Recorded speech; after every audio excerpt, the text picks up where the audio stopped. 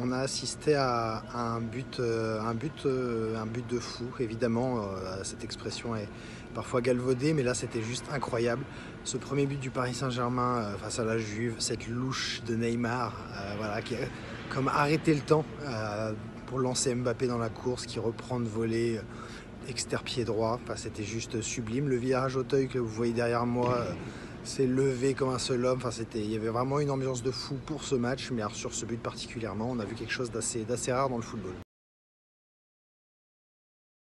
Alors, au final, on a vu un PSG à deux visages, hein. Un PSG d'abord tranquille, pépouze, serein, dans son fauteuil face à une Juve, une vieille dame vraiment mal en point. 2-0 à la pause, pas grand chose à dire. Et puis finalement, les Parisiens sont un peu retombés dans leur vieux démon. Mbappé qui oublie Neymar, plein axe pour le but du 3-0. Et dans la foulée, la Juve revient sur corner. Une sortie de Donnarumma un peu en moyenne.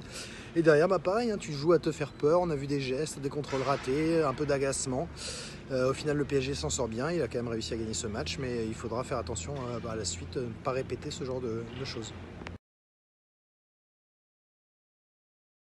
Bon, évidemment, cet avant-match, tout le monde a parlé de la polémica du char à voile, avec les propos de Galtier, le petit sourire un peu moqueur de Mbappé, en mode bon, je m'en fous de votre histoire d'écologie.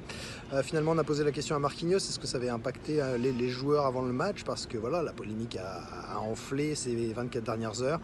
Il n'a pas trop répondu, il a juste dit qu'au final, ben voilà, le PSG n'était pas contre l'histoire de prendre le train, qu'il y avait des gens au club qui travaillaient, qu'il l'avait déjà fait lui en sélection ou au Japon pour les matchs amicaux.